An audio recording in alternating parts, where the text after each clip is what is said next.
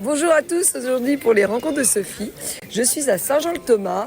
Il y a une magnifique expo des ateliers du bout de la mer organisée par Mathilde Oisel et tous ses amis artistes. Et on parle aussi de roses et de nature, c'est art et nature, avec Christian Anac, dit Christian de Chauzet maintenant, qui nous a fait un très beau discours et on va l'écouter se présenter déjà. Alors je crois que vous avez un lien avec Saint-Jean-le-Thomas. Oui, bonjour Sophie. Bonjour. Eh bien effectivement, j'ai été enfant ici. Je vivais chez ma grand-mère qui était à Saint-Jean-le-Thomas. Et c'est donc une sorte de renaissance chez moi, dans mon cœur, qui est vraiment poétique. Et j'ai pas arrêté de dire miraculeuse parce que la vie, elle l'est. Quand on se laisse transporter par elle, elle nous donne des signes et elle nous fait résonner en nous comme un instrument de musique, des choses vivantes absolues. Alors moi je crée des fleurs, j'ai tout quitté pour créer des fleurs, des roses. Je me consacre donc à cette poésie absolue du jardin. Alors expliquez-nous un petit peu votre parcours quand même. J'aime bien demander qu'est-ce qui vous a amené à la rose. Qu'est-ce qui m'amène ? Moi d'abord je suis musicien à la base, ça n'a rien à voir. J'ai été professeur à Versailles en histoire de l'art. Mon dernier poste a été au Louvre. Et de fil en aiguille, j'ai créé donc un département art et jardin au Louvre. Parce qu'il se passe des belles choses dans les jardins de nos musées. Et j'ai tout abandonné après d'ailleurs la période du Covid d'ailleurs. Pour me consacrer à ma passion, j'ai toujours cultivé mes roses. Et je me suis dit, là ça y est, c'est parti. Il fallait que je me consacre, il y avait quelque chose en moi, un appel. Et j'ai bien fait parce que je me consacre complètement. Créer une nouvelle variété, ça met beaucoup de temps, on met 10 ans à peu près. Mais là, vous en avez créé beaucoup. Là. J'en ai créé, maintenant j'en suis à une quarantaine. Ouais. Je me consacre à ma région Normandie. Vous habitez à Saint-Jean maintenant, vous êtes Moi j'habite Granville, mais je suis maintenant localisé à Chauzet. Ah oui. C'est pourquoi j'ai mis ce petit plus à mon prénom, c'est-à-dire maintenant je cultive sur Chauzet, j'habite Chauzet, et ça crée la magie de l'histoire. Et je me consacre à planter des roses sur les communes de ma région, mais surtout sur notre côte. Maintenant, je vais jusqu'à Gouville-sur-Mer. J'ai un jardin à Regnéville-sur-Mer, mais j'ai commencé à cultiver sur le Mont-Saint-Michel en 2016. Et donc, je crée comme ça des roseraies au fur et à mesure. J'en ai créé à Granville, à Julouville cette année. Et c'est vous qui avez fait la rose Dior ? C'est moi, effectivement. Donc, il y a toute cette aventure que je déroule depuis 25 ans. Mais ce n'était pas mon métier. J'en faisais donc... ah oui, c'était un hobby. Et maintenant, c'est devenu vraiment un Maintenant, métier. c'est devenu véritablement mon activité. Je travaille, je vends mes variétés de roses pour des méyans, des truffaut, enfin des gens qui produisent la rose. Nous ne sommes qu'à peu près 4 en France qui vous disiez tout à l'heure que la rose, c'était français quand même. La rose est française parce que Marie-Antoinette, c'est elle qui a importé énormément de roses. À la base, la rose, elle est chinoise. Je ne vais pas vous retracer toute cette histoire. Et puis, la rose du Moyen-Âge, il y en a eu en France, du côté de Provins. Donc, il y a eu toute une... Donc, c'est les Français qui l'ont emporté les Français l'ont cultivé. En Europe, quoi. Voilà, c'est ça. De beaucoup. Chine. Alors après, je ne vais pas vous dire qu'il n'y en a eu qu'en France. Ouais. Ça ne serait pas vrai. Il y a les Hollandais, les Allemands, etc. Mais la rose de Ronsard, par exemple, elle est connue dans le monde entier. Tout le monde la cultive. C'est associé énormément. Là, maintenant, la rose Dior, par exemple, elle est française. Moi, la rose du Mont-Saint-Michel, elle est cultivée dans le monde entier. C'est associé au nom de la France. La rose France, d'ailleurs, elle a été créée au début du XXe siècle par la maison Guyot. Il y a des grandes maisons de la rose, en fait. Guyot, Meillan, Truffaut, qui ont diffusé la rose française dans le monde entier. Et voilà, je ne suis qu'un passeur de roses. Moi, je travaille différemment. Je veux travailler d'abord la poésie de la fleur. Je travaille avec des parfumeurs. Alors voilà, comment vous concevez une rose ? Qu'est-ce qui fait que je vais donner un nom à une fleur, à une rose ? C'est d'abord le lieu. Il faut que ce soit un écrin précieux. Par exemple, cette année, Saint-Jean-le-Thomas, ça va être une aventure formidable. Comme je l'ai dit tout à l'heure, le maire de Saint-Jean-le-Thomas me confie un petit bout du jardin Bergevin. C'est un écrin précieux. La rose du Mont-Saint-Michel, c'est inimaginable pour moi, d'avoir planté cette fleur d'avoir merveille, alors, la merveille du Mont-Saint-Michel. En 2016, j'ai créé il y a une roseraie que j'ai créée à l'abbaye. Si vous voulez, c'est un projet artistique avant tout. Alors, il a expliqué, mais Oui. comment vous arrivez à transcrire un lieu en une rose, quoi, par rapport à la couleur, au parfum? Non, c'est simplement que je suis inspiré par un lieu. Et du pouvez coup, pas expliquer, ouais. Non, je suis inspiré par un lieu. Et évidemment, une rose qui va se poser dans ce lieu, ça va être une transcendance de ce lieu. Par exemple, Saint-Jean se prête énormément à la rose, je trouve. D'ailleurs, on a appelé ce projet Saint-Jean des Roses. Donc, c'est tout un univers artistique avec Mathilde Doisel qui est aux ateliers du bout de la mer. C'est un environnement absolument artistique. Donc tout ça fait que j'arrive avec ma rose et puis tout à coup on va dire une aventure particulière avec une fleur. Et on arrive encore à faire des nouvelles roses? J'en fais tous les ans. J'en ai dans mon jardin là actuellement j'en ai une vingtaine de variétés nouvelles. Donc je vais leur poser. Tous les ans, tout à l'heure vous me disiez tous les 10 ans. Non. En fait. C'est-à-dire là les roses que j'ai cette année, elles ont été semées il y a 10 ans. Ah oui, c'est ça. Mais chaque année, depuis 25 ans, depuis 25 ans. Ma première rose, je l'ai dédiée à Marie-Claude Pietragala. Et j'ai compris qu'il allait m'arriver quelque chose d'artistique parce que j'ai baptisé ma rose à l'Opéra de Paris. Et là, tout à coup, vous aviez tout le monde artistique qui était là pour rendre hommage notamment à Marie-Claude Pietragala, la grande danseuse étoile. Et à travers sa fleur, il y a quelque chose de poétique qui va se dire. Donc la Normandie est tellement poétique, c'est ma région, que dire la Normandie à travers des roses, c'est mon travail actuel. C'est-à-dire je ne fais que ça chaque année. L'année prochaine, en 2025, je vais me consacrer à la commune de Draget, etc., etc. Alors vous avez un projet à Draget-Ronthon, vous allez faire une rose aussi. Ouais. C'est ça, on va planter les roses l'année prochaine et puis je vous dis, l'aventure va se poursuivre. Le président Hervé Morin est venu donc le 31 mai dernier pour baptiser ce nouveau programme, Normandie Terre de Rose, labelliser ce programme, Normandie Terre de Rose. On a fait Julouville cette année, Eisenhower, c'est toute cette histoire de la Normandie qu'on est en train de tracer à travers l'histoire de la rose, de croiser en fait. La rose et la Normandie. Et vous croisez l'histoire de la Normandie, les Ardes en Normandie, comme ici au bout de la mer. Voilà, au bout de la mer, je suis en train de rendre hommage aussi à Mathilde Doisel pour ce travail magnifique qu'elle déroule, elle aussi. Elle est graveuse, et alors vous disiez qu'elle a fait un gardien des roses. Et oui, elle a fait du coup, et là, elle nous a fait le jardin Bergevin qui devient Saint-Jean des Roses. Voilà. Donc, c'est très effectif. Cette petite plaque qui va être posée, il y a cette gravure qui apparaît. En fait, on fait naître un monde poétique. Je suis très sensible au Petit Prince de Saint-Exupéry qui ne dit que ça, c'est-à-dire il porte sa fleur, mais tout ça est métaphysique et spirituel. Je vais employer le mot, j'ai un parcours spirituel. Je me dis maintenant sur Chauzet que je suis ermite. Dans mon esprit, dans mon cœur, je suis ermite, c'est-à-dire pour dire le beau. Dans le cœur des enfants, ça me tient à cœur, puisque j'ai été enseignant pendant 35 ans aussi. Ça me tient à cœur de dire le beau dans le cœur des enfants. Ils savent l'entendre. Le beau, c'est d'abord un jardin qui pousse, une fleur qui pousse. C'est très important. On parle beaucoup du numérique actuellement, mais il faut redonner le goût à notre humanité de faire pousser les choses. Il y a il y a un lien vraiment entre l'art et le jardin, la culture des fleurs. C'est le temps que ça prend aussi. Hein. Exactement. C'est empirique, c'est initiatique le jardin. Moi, ça me transforme. Et ça se transmet. Et donc, je veux transmettre ça parce qu'on est trop pressé aujourd'hui. Il faut accepter déjà de vivre au rythme des saisons. Toutes les saisons sont belles. Je les sens en moi qui me transforment.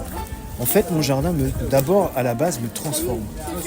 Il est marquant de toute ma vie. J'ai fait ça, toute ma vie. Je ne sais pas comment ça m'est arrivé dessus.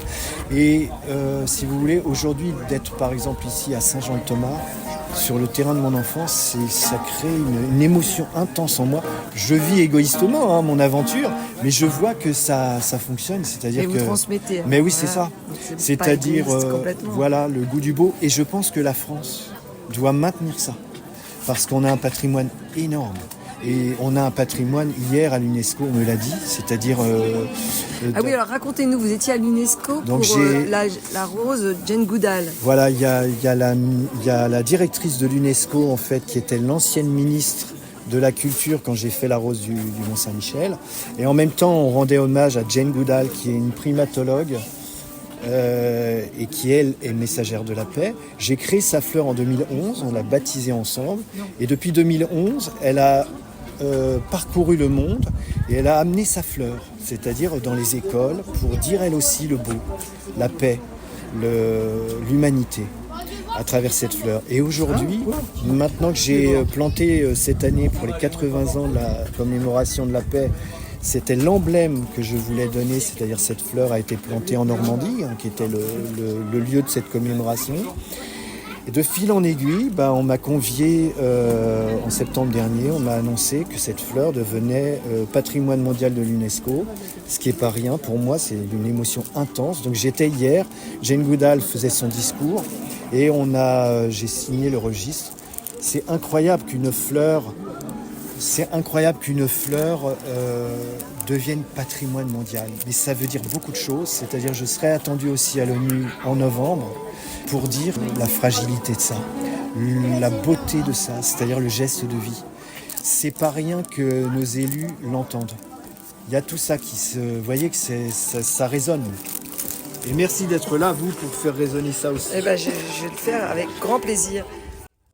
Eh bien, on a une petite coupure parce que vous êtes beaucoup de gens viennent voir et chercher des roses. Hein, voilà, Sophie. Les roses vive de Saint-Jean et les roses du bout de la mer. Et vive les parfums, vive les roses, vive la poésie, Sophie. Bravo. Alors justement, pour finir, une chanson, un choix musical pour nous quitter. Mon ami la rose, évidemment, ça traduit bien la chose, c'est-à-dire qu'une rose, c'est très éphémère en même temps. Et puis, ça traduit tout ce que je viens de dire. Alors la version originale de Moi, j'aime Françoise la version, Hardy. oui, c'est ça. J'aime Très la bien. version originale. Après, la version arabisante, tu sais, Ah oui. avec le oud, etc. Elle est belle J'aurais aussi. bien vu aussi Jane Birkin incarner mon ami la rose. J'aurais bien vu une Brigitte Bardot, mon ami la rose. Voilà, c'est le féminin absolu, c'est la beauté, le féminin, le raffinement. Et très bien, Voilà. merci Christian. Merci à toi, Sophie. Christian de Chauzet, c'est super. Merci à toi de te balader avec ton appareil et de capter comme ça, tu sais, sur le vif. C'est ce que j'aime. Ouais. Super. Merci je beaucoup. te découvre, j'espère qu'on se reverra. J'espère aussi. Au revoir. Alors toujours à Saint-Jean-le-Thomas, je suis dans l'espace Aurillac. Et donc je suis avec Céline Azorin. Céline, vous êtes de Caen, c'est ça ? Oui, c'est ça, j'habite à Caen. Et vous êtes donc artiste, vous écrivez et vous concevez des livres pour enfants ? Alors oui, entre autres, donc sur quelques projets où je suis autrice, comme on dit, et puis de temps en temps seulement illustratrice. Mais c'est vous qui faites tout là dans le livre. Sur ce projet-là, Isidore dans les airs, j'ai travaillé sur les deux, effectivement. Mais vous êtes artiste au départ, oui, c'est ça ? Oui, indépendante, voilà. Je travaille de la sérigraphie, comme du tissu, de la couture, du volume, du papier découpé, beaucoup de techniques différentes. Alors beaucoup de tissus, d'ailleurs, c'est ce qu'on voit dans votre livre en fait, parce qu'il y a, vous avez photographié un travail qui a été fait avant. C'est ça, il y a une réalisation de l'île de Isidore dans les airs qui est faite en tissu, qui fait 1m50 par 1m70, avec de la récupération aussi, des pulls que j'ai découpés par exemple, et donc que j'ai repris en photographie pour pouvoir intégrer les personnages qui eux sont réalisés en papier découpé. Et en fait, ça s'appelle livre-circuit. Il y a jeu et lecture en même temps. Hein. C'est ça, en fait.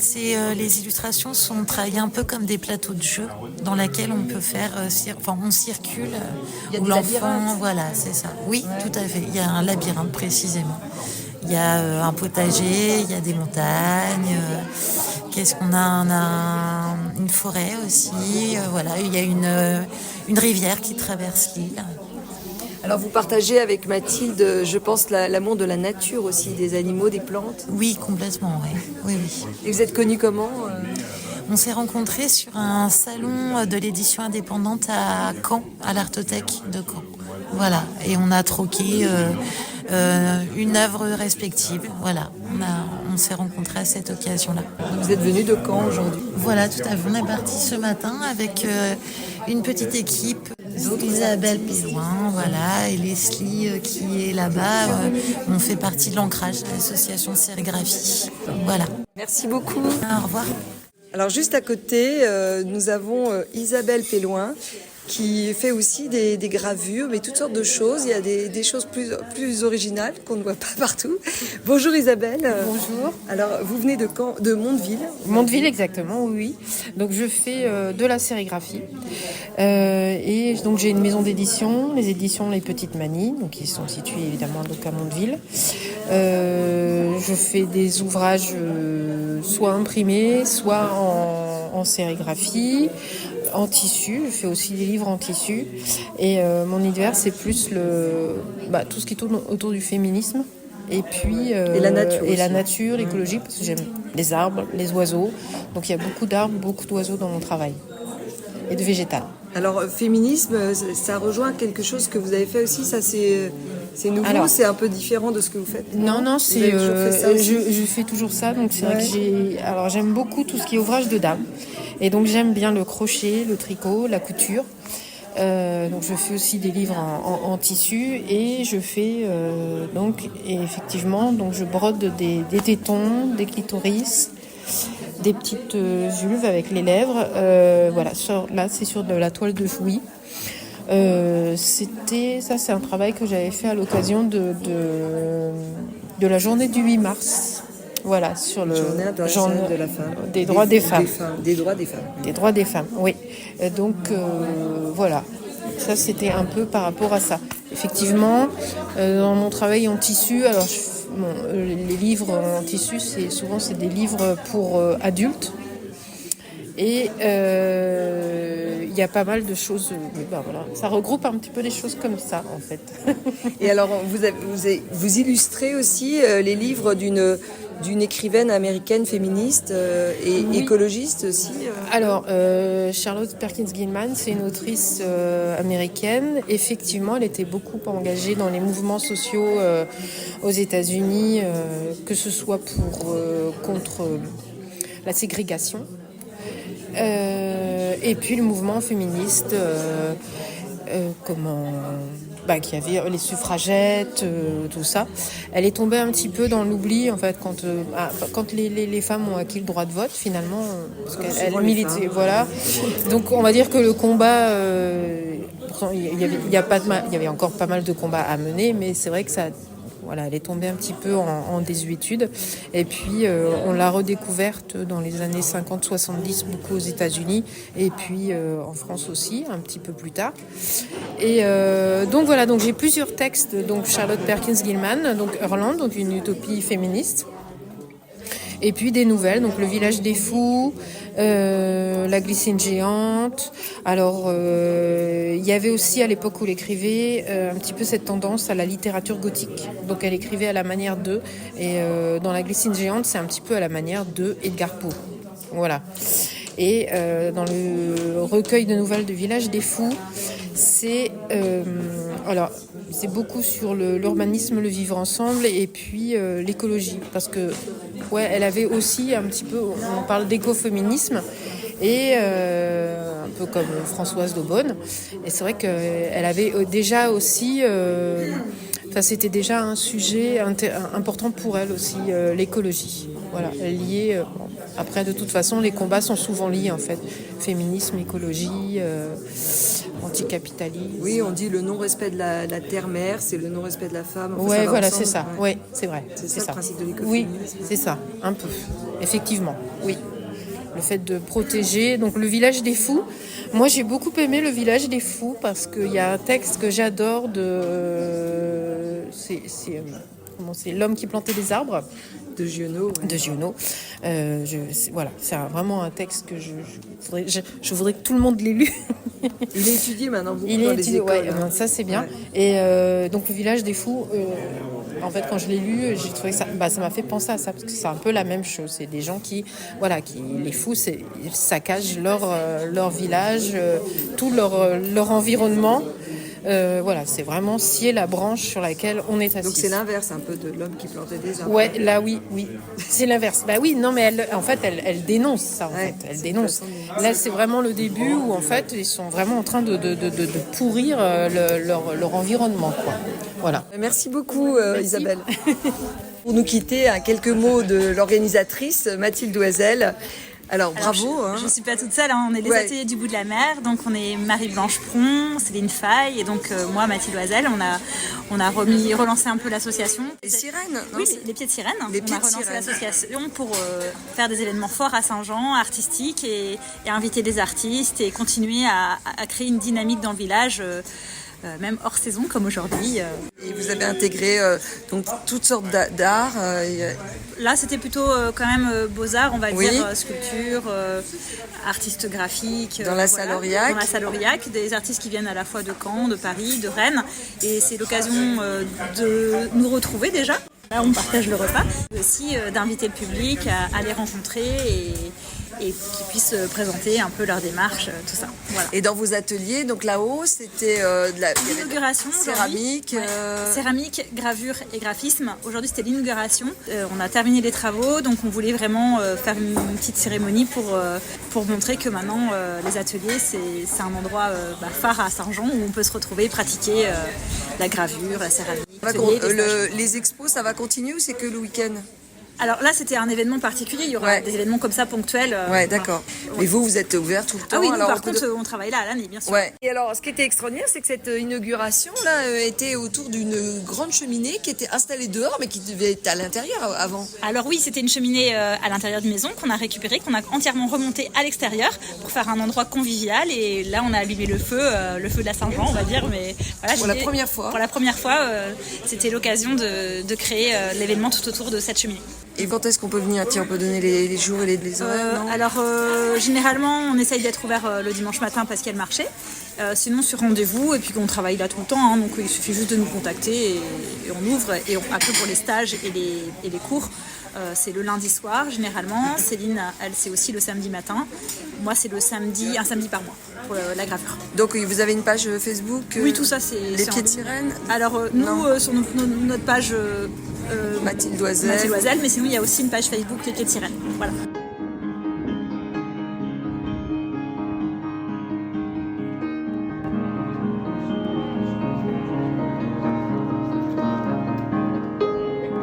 Et en fait, c'était aussi en musique et nous avions un musicien pianiste. Jazzman, donc, qui s'appelle Jéricho de Caen et qui vient régulièrement à Saint-Jean et qui nous a fait une improvisation et montré ses talents. C'était magique.